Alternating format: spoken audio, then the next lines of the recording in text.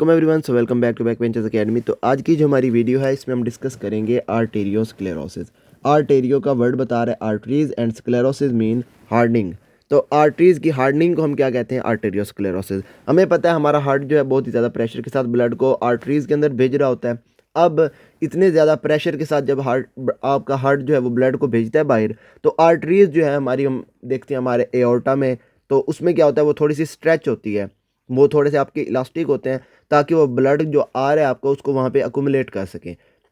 अब इस केस में इसके आपकी हार्ट जो है, मतलब जब उसकी आपकी आर्टरीज़ की जो है हार्डनिंग हो रही है, तो फॉर एग्जांपल ये आपकी आर्टरी है। अब आपकी आर्टरी जब हार्ड होती रहेगी तो हमें पता है जितनी चीज़ हार्ड होती है उतनी वो लेस इलास्टिक होती है। तो जितनी आपकी आर्टरी हार्ड होती रहेगी उतनी आपकी इलास्टिसिटी लॉस होती रहेगी, और उसके साथ साथ आपकी जो वॉल है वो आर्टरी की वो आपकी थिक होती रहेगी। तो अब इसके अंदर क्या होगा, आपको आर्टेरियल वॉल थिकनेस नज़र आएगी और उसके साथ लॉस ऑफ इलास्टिसिटी आएगी। अब आर्टेरियोस्क्लेरोसिस जो है ना, ये हमारी 3 टाइप्स की होती है। आपके इसके अंदर ना 3 पैथोलॉजिकल पैटर्न्स आपको नज़र आते हैं। एक हमारा होता है आर्टेरियोलोस्क्लेरोसिस, उसके साथ साथ हमारी मंकीबर्ग स्क्लेरोसिस, और लास्ट पे हमारी नीचे वाली आ जाती है हमारी एथेरोस्क्लेरोसिस। अब ऊपर वाली जो है ना, इसमें सिंपल सिंपल सा है, आपने बस चीज़ें याद रखनी कि होता क्या है। साथ साथ यहाँ पे जो हमारी पैथोमा में पॉइंट्स हैं ना, इसके साथ साथ रिलेटेड जो है हमारे, वो भी मैं यहाँ पे साथ साथ आपको बताता रहूँगा। तो आपने ऐसे करना है, उनको यहाँ पे लिख लेना या फिर मतलब याद कर लेना आपने यहाँ पे। तो आर्टेरियोलो का वर्ड हमें बता रहा है arterioles. Arterioles and sclerosis mean hardening. तो हार्डनिंग हमारे आर्टेरियोल्स की या फिर स्मॉल वेसल्स की, उसको हम क्या कहते हैं? आर्टेरियोल्स और स्क्लेरोसिस। अब आर्टेरियोल और स्क्लेरोसिस जो है ना, ये हमारी 2 तरह की होती है, हाइलिन और उसके बाद हाइपरप्लास्टिक। अब आपने जो इनको याद रखना है ना, वो आपने इस तरीके से याद रखना है कि हाइलिन जो है ना वो हमारी डायबिटीज़ में होती है, और उसके साथ साथ हमारी असेंशियल हमारी प्राइमरी हाइपरटेंशन जो है उसके अंदर होती है। प्राइमरी हाइपरटेंशन का हमने पहले देखा था, हमारी इडियोपैथिक होती है। अब इस केस में क्या होता है, आपका पेशेंट जो आपके पास आता है, मोस्ट ऑफ द टाइम अगर पेशेंट का बीपी बढ़ा हुआ है तो अब आपकी आर्टरीज़ में जो है ब्लड आपका बहुत ज़्यादा जा रहा है, प्रेशर भी उसका बहुत ज़्यादा है। तो आर्टरीज़ में क्या होता है, आर्टरीज़ अपने आप को अकोमोडेट कर लेती हैं, उसके अंदर अडाप्टेशन आती है, और उस केस में वो क्या करती हैं, अपने आप को ठीक करना शुरू कर देती हैं। अपने जो है ना आपके जो क्या कहते हैं इसे, मतलब अपनी वेसल की जो वॉल है उसको वो बढ़ाना शुरू कर देती हैं। अब अगर आपकी है असेंशियल हाइपरटेंशन, मतलब आपके किसी ऑर्गन को इसने इन्वॉल्व अभी तक नहीं किया, ठीक है, तो उस केस में आपका जो बीपी है प्राइमरी में इडियोपैथिक काजेज में आपका BP most of the time आपका बढ़ा रहता है। तो उस केस में क्या होता है, आपकी जो वॉल्स होती हैं आर्टरीज़ की, वहाँ से आपकी प्लाज्मा प्रोटीन्स जो हैं वो आपकी लीक करती हैं, और आर्टरीज़ जो है इसका यहाँ पे आपको बता दूँ कि आपकी जो हमारी कोई भी ब्लड वेसल है ना, उसमें 3 लेयर्स होती हैं। एक होती है हमारी इंटीमा, उसके साथ आ जाती है हमारी मीडिया, और लास्ट वाली आ जाती है हमारी एडवेंटिशिया या फिर एक्सटर्ना। अब इंटीमा और मीडिया के दरमियान में जो हमारी एक होती है ना मेम्ब्रेन, और उसके बाद हमारी होती है मीडियल, और उसके बाद हमारी एडवेंटिशिया जो है, इन दोनों के दरमियान में एक होती है हमारी लेमिना या फिर मेम्ब्रेन होती है। इसको जो अंदर वाली है इसको हम क्या कहते हैं? इंटरनल इलास्टिक लेमिना, और बाहर वाली एक्सटर्नल इलास्टिक लेमिना। अब इस केस में क्या हुआ, आपकी जो है इंटीमा या फिर किसी भी जो है आपको वहाँ से, मतलब आपके जो है ना प्रोटीन्स वगैरह लीक हुए, इंटीमा से लीक हुए, आपकी वो जो वेसल वॉल है उसके अंदर जाना शुरू हो गया। अब प्रोटीन्स जो हैं ये हमारे क्या हो जाते हैं इस केस में, वो बाद में हमारी, मतलब आप जब पैथोलॉजी के अंदर देखेंगे ना, तो हाइलिन का वर्ड हमें बता रहा है आपको, पैथोलॉजी स्लाइड्स के अंदर आपको हाइलिन नज़र आएगा। अब हाइलिन का जो कलर होता है वो होता है हमारा पिंक कलर। तो आप जब आप देखेंगे ना पैथोलॉजी स्लाइड पे, तो आर्टरीज के जो वॉल है उसके साथ साथ आपको हाइलिन, आपको डेपोजिशन वहाँ पे नज़र आएगी।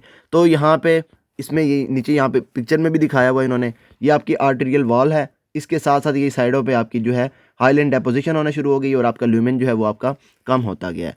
अब इसमें ना आपने ये याद रखना है कि आपकी 2 चीज़ें काज करती हैं, एक आपकी एसेंशियल हाइपरटेंशन, और उसके साथ साथ डायबिटीज़ मेलाइटस। अब डायबिटीज़ मेलाइटस का एक और यहाँ पे इंपॉर्टेंट बात ये है कि आपने, मतलब मोस्ट ऑफ द डॉक्टर्स या फिर आप पेशेंट्स को देखेंगे तो आपको ये पता चलेगा कि आपके जो भी डायबिटिक पेशेंट्स हैं ना, they are also hypertensive. Even most of the doctors they say that every diabetic is hypertensive. अब डायबिटिक पेशेंट है उसके अंदर हाइपरटेंशन कैसे डेवलप हुई? अब डायबिटीज़ के केस में क्या होता है, आपकी बॉडी के अंदर जो है ग्लूकोज जो है वो आपकी बढ़ी हुई होती है, मतलब आपकी जो ग्लूकोज है वो आपकी बॉडी जो है उसको एक्सक्रीट करती रहती है। अब एक्सक्रीशन में आपके जो ग्लूकोज ज़्यादा है वो आपकी जाती है किडनीज़ के पास। अब किडनीज़ में एक यहाँ पे हमारा जो है ना प्रोसेस होता है, उसको क्या कहते हैं हम? Non enzymatic glycation. अब इस केस में क्या होता है, आपकी जो आर्टरीज़ जो है ना उसके अंदर आपकी ग्लूकोज वगैरह डिपॉजिट होने शुरू हो जाती है, और आपकी आर्टरीज़ जो है वो आपकी हार्ड होना शुरू हो जाती है, सिंपल सिंपल। अब इस केस में क्या हुआ, आपकी हार्ड हुई। अब जहाँ से आपकी आर्टरी हार्ड हुई उससे आगे आपका फॉर एग्जांपल ये आपका नेफ्रॉन है। अब पीछे से आर्टरी आ रही थी एफरेंट और उसके बाद इफरेंट निकल रही थी। अब यहाँ से आपका आर्टेरियोल जो है वो आपका हो गया कंस्ट्रिक्ट। अब कंस्ट्रिक्शन की वजह से आपका जहाँ पे आगे नेफ्रॉन पड़ा हुआ है उसको ये ब्लड सप्लाई नहीं देगा। अब ब्लड सप्लाई आएगी भी तो बहुत कम आएगी। तो इस केस में क्या हो जाएगा, आपका आर्टेरियोल जो है वो आपका आहिस्ता आहिस्ता डिजनरेट स्कीमिक होना शुरू हो जाएगा, ख़त्म होना शुरू हो जाएगा। और मोस्ट ऑफ द मतलब इसी तरीके से बाकी अभी कुछ आपके नेफ्रॉन्स जो हैं वो आपके डैमेज हुए, इसके साथ साथ आहिस्ता आहिस्ता मतलब टाइम बढ़ने के साथ साथ आपके और नेफ्रॉन्स जो हैं वो आपके डैमेज होना शुरू हो जाएंगे। तो आपका क्या हो जाएगा इस केस में, विद पैसेज ऑफ टाइम आपका क्रोनिकली आपका जो है किडनीज जो है वो आपकी डैमेज होना शुरू हो जाएंगी डायबिटीज़ में। अब आपकी किडनीज डैमेज हैं, नेफ्रॉन्स आपके डैमेज हैं, और नेफ्रॉन्स का काम क्या है, आपका जीएफआर को करना, यहाँ पे ग्लोमेरुलर फिल्ट्रेशन करना।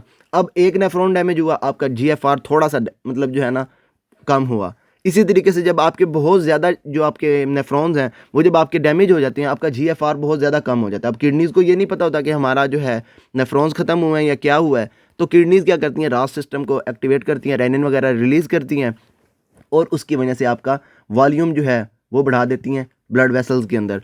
मतलब हमारे जो है इसने सोडियम वगैरह रिटेंशन की, ब्लड उसके साथ साथ हमारा वाटर रिटेंशन की, और साथ इसने ब्लड वॉल्यूम को आपका बढ़ा दिया, और इवेंचुअली आपका जो है इसके अंदर बीपी बढ़ गया। तो आपके डायबिटिक पेशेंट जो है उसके अंदर आपका जो है हाइपरटेंशन होने का मतलब जो मैकेनिज़्म है वो ये वाला है। और उसके साथ साथ हमारी जो डायबिटीज़ है वो हमारी जो किडनीज़ को डैमेज कैसे करती है वो भी इसी तरीके से करती है।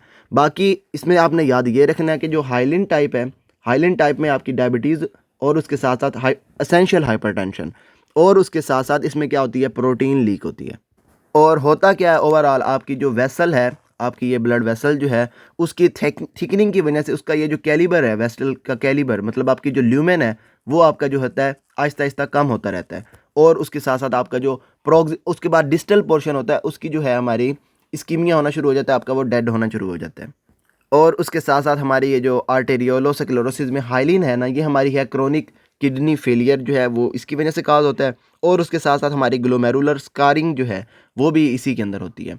तो ये वाला आपने याद रखना है इसके अंदर। बाकी हाइपर उसके बाद हाँ एक चीज़ और, वो ये कि आपकी जो है हाइलिन वाली, जब आप इसकी माइक्रोस्कोप में देखेंगे तो आपको हाइलिन डेपोजिशन नज़र आएगी, वर्ड ही आपको बताएगा कि हाइलिन आएगी इसके अंदर। बाकी रह गई हमारी हाइपर प्लास्टिक। अब हाइपर प्लास्टिक जो है ना, इसमें क्या होता है, आपकी जो है ना फॉर एग्जांपल आपका एक्यूटली आपका बीपी बढ़ा, कोई भी कॉज है आपकी किडनीज़ के अंदर कोई प्रॉब्लम हुई। अब हमने जब देखा था हमारा हाइपरटेंशन हमने किया था वहाँ पे हमने देखा था हमारे एक होती है हाइपरटेंशन में हाइपरटेंसिव इमरजेंसी। उस केस में क्या होता है, आपका जो बीपी है वो आपके ऑर्गन्स को डैमेज करना शुरू कर देता है। इस केस में भी वही हुआ, आपका सीवियर हाइपरटेंशन हुई और उसने क्या किया, आपके ऑर्गन्स को डैमेज करना शुरू कर दिया। अब इसमें जो इम्पोर्टेंट पॉइंट है वो ये है कि आपकी जो है क्या कहते हैं हमारी ब्लड वेसल्स, वो आपकी जो है वो ऐसे नहीं होगा कि उसमें मतलब एवं ही आके सेल्स आपके प्रोलिफरेट करना शुरू किया। अच्छा, आपकी जो ब्लड वेसल्स होती है ना, जैसे ही आपका बीपी बढ़ता है तो अपने अंदर अडाप्टेशन में अपने सेल्स को या फिर प्रोटीन्स वगैरह को बढ़ाना शुरू कर देती हैं, अपना ल्यूमेन को जो है कम करना शुरू कर देती हैं। तो इस केस में क्या होता है, आपकी जो सेल्स हैं वो आपको मतलब एक आपको पैटर्न के साथ आपके जो है ऐड होना शुरू हो जाते हैं। मैं यहाँ पे कलर में दिखाता हूँ आपको।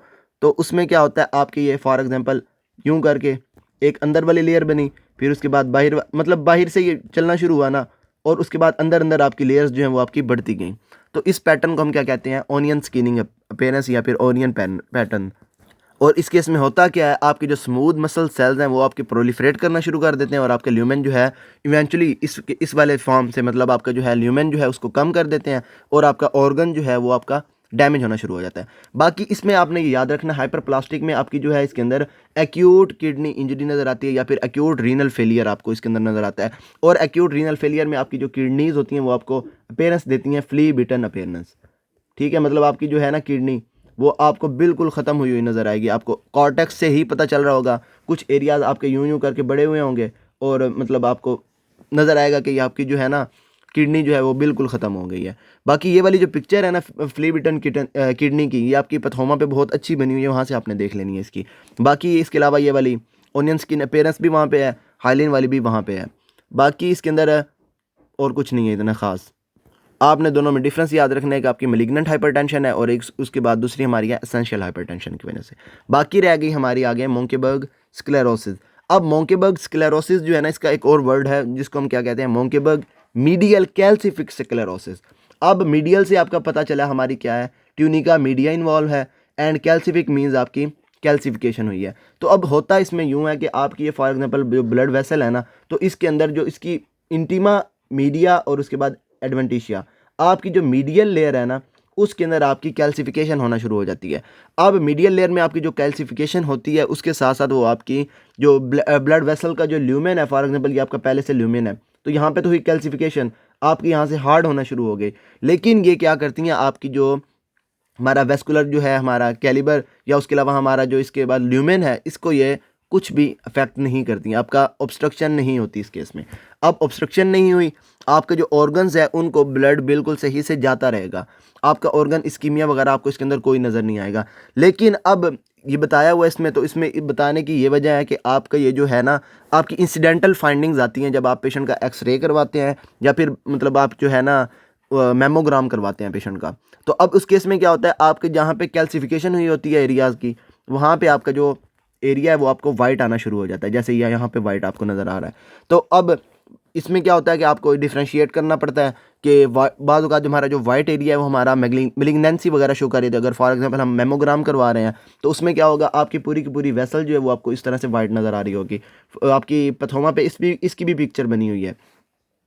तो फिर बाज़ औक़ात मतलब वो वाइट एरियाज़ को देख के डॉक्टर ये समझ बैठते हैं कि हमारे यहाँ पे शायद हमारी कोई मैलिग्नेंसी है, यहाँ पे आपका कैंसर वगैरह है। तो इसमें क्या है कि आपकी ये स्क्लेरोसिस की वजह से भी आपकी जो है वहाँ पे वाइट एरिया आना शुरू हो जाता है एक्सरे में या फिर उसके अलावा हमारा मेमोग्राम में।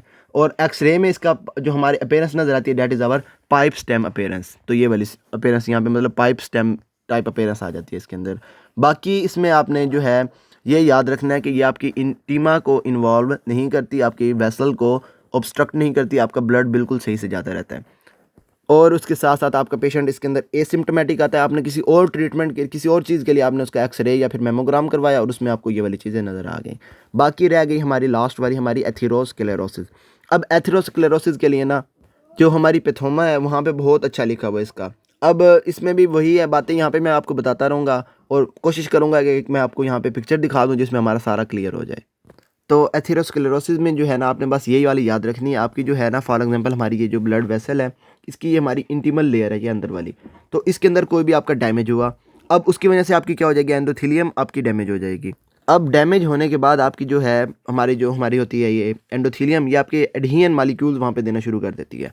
आपने बस अभी के लिए यही याद रखना है कि आपके एडहियन मालिक्यूल्स आए। अच्छा, उससे पहले भी आपने एक चीज़ यहाँ पे याद रखनी है, वो ये है कि आपकी जो है हमारी बॉडी के अंदर दो तरह की लिपिड होती है, एक होती है एलडीएल और उसके बाद एक होती है हमारी एचडीएल।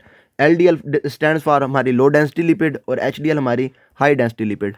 अब एचडीएल का आप ये भी कह सकते हैं आपकी गुड लिपिड है और उसके बाद ये आपकी जो है बैड लिपिड है। अब क्या हुआ, आपकी बॉडी के अंदर कोई भी ऐसी कंडीशन आई जिसके अंदर आपकी जो है एलडीएल बढ़ गई या फिर आपका जो है डैमेज हो गया एंडोथेलियम के अंदर। अब उस केस में क्या होता है, आपकी ये जो एलडीएल है ना, ये आपकी क्रॉस कर जाती है हमारी ब्लड वेसल को और हमारी इंटीमा के अंदर अपेयर होना शुरू हो जाती है। अब ये ऐसे है कि आपके बचपन से ही आपकी स्मॉल अमाउंट ऑफ एलडीएल या फिर आपकी कह सकते हैं हमारी कोलेस्ट्रॉल जो है हमारी वो इंटीमा के अंदर जानी शुरू हो जाती है। आप इवन बच्चे को भी देखेंगे कि तो उसके अंदर भी आपकी कुछ ना कुछ एलडीएल वहाँ पे आपको नज़र आएगी। अब होता क्या है कि ये जो आपकी एलडीएल है ना, ये जब आपकी जाती है इंटीमा में तो वहाँ पे जाके इसकी हो जाती है ऑक्सीडाइजेशन। यहाँ पे हमारे होते हैं फ्री रेडिकल्स और वो क्या करते हैं, आपके फ्री रेडिकल्स इसको ऑक्सीडाइज कर देते हैं। ऑक्सीडाइज हुई, अब उसके बाद यहाँ से आपके जो एंडोथेलियम है ना, वो आपके अपने जो उसने मालिक्यूल्स वहाँ पे दिए, आपने एडहियन मालिक्यूल्स, उसके थ्रू वो क्या करती है, आपके मैक्रोफेजेस जो हैं, मतलब हमारे जो ब्लड वेसल के अंदर होते हैं हमारे मोनोसाइट, और जब वो बाहर आ जाते हैं आके हमारे हो जाते हैं वो मैक्रोफेजेस। तो यहाँ पे क्या करती हैं वो अपने मैक्रोफेजेस जो हैं उनको अंदर लाना शुरू कर देते हैं और इस प्रोसेस को हम क्या कहते हैं, डायबिटीज। अब डायबिटीज के थ्रू हमारे मैक्रोफेजेस अंदर आ गए हमारे इंटीमा के अंदर। अब इंटीमा के अंदर इनका क्या होता है, ये आपने जो यहाँ पे हमारे पड़े हुए हैं, हमारी ये जो हमारी एलडीएल थी जो हमारी ऑक्सीडाइज हो गई। सबसे पहले तो एलडीएल आई, एलडीएल के बाद ये आपकी फ्री रेडिकल के साथ मिलके ऑक्सीडाइज एलडीएल हो गई। अब ऑक्सीडाइज्ड एलडीएल को हमारे मैक्रोफेजेस जो हैं ये हमारे इनगल्फ कर लेते हैं। इनगल्फ करने के बाद ये साथ ही अपने मालिक्यूल्स कुछ मतलब हमारे जो है ना सिग्नल्स भेजते हैं हमारे एंडोथीलियम को, ताकि वो और हमारे मोनोसाइट्स जो हैं उनको अंदर रिक्रूटमेंट करती रहे। तो अब ऑक्सीडाइज हुई, ऑक्सीडाइज में इसने क्या किया, हमारे एलडीएल को अंदर ले लिया और ये आपका फॉर्म एक सेल बना देगा जिसको हम क्या कहते हैं, फॉर्म सेल्स। मतलब ये आपका फॉर एग्जांपल ये आपका मैक्रोफेजेस है, इसने ये आपके ऑक्सीडाइज एलडीएल को लिया अंदर और ये आपके मतलब जितनी जितनी पड़ी हुई होगी आपकी एलडीएल उसको अंदर अंदर लेता रहेगा और ये आपका क्या बनाता रहेगा, हमारा ऑक्सीडाइज्ड एलडीएल, या फिर इसको हम क्या कहेंगे, ऑक्सीडाइज्ड एलडीएल को जब अंदर लेगा तो हमारा क्या बन जाएगा, फॉर्म सेल। और ओवरऑल ये आपकी क्या कर देगा, मतलब जैसे जैसे आपके फॉर्म सेल्स बनते रहेंगे वो बाद में आपके जो हैं वो थोड़े से रप्चर होंगे और उसकी वजह से आपके जो अंदर वाली आपकी कोलेस्ट्रॉल वगैरह है वो आपकी बाहर लीक होना शुरू हो जाएगी और वो आपका क्या बना देगा, फैटी स्टीक।